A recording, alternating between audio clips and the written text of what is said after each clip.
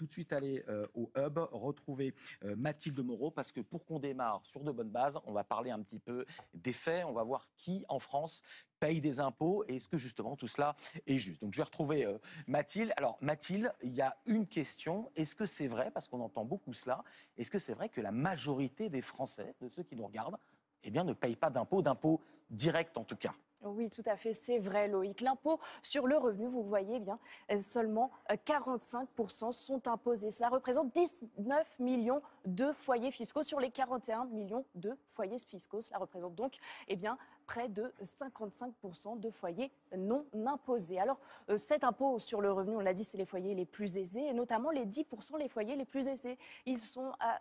Ça représente 76% de l'impôt sur le revenu. Ce sont les 10% les plus aisés qui le financent. Alors, qui sont ces 10% les plus aisés ? Eh bien, selon l'INSEE, en 2021, ce sont les foyers fiscaux dont le revenu dépassait les 3 400 € par mois après redistribution, c'est-à-dire après les différents prélèvements sociaux, notamment cet impôt sur le revenu, et puis également le versement d'allocations. Il faut savoir, attention tout de même, cet impôt sur le revenu ne représente seulement que 7% des impôts et des taxes collectés par l'État. On voit la grande part ici en vert, c'est la TVA, 37% des recettes de l'État.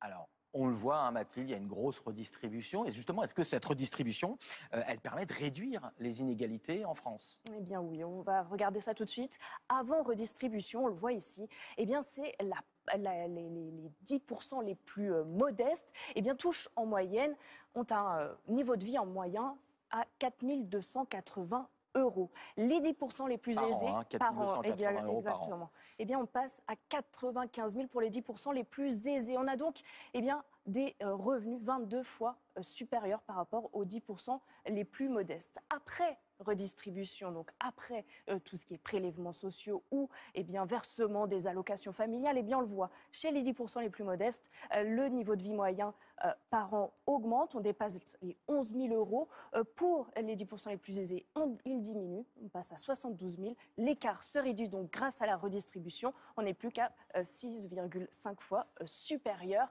Alors comment, grâce à quoi est-ce que l'on parvient à réduire ces inégalités ? L'impôt sur le revenu, c'est la principale contribution avec 32%. Eh bien, merci Mathilde pour tous ces éléments chiffrés.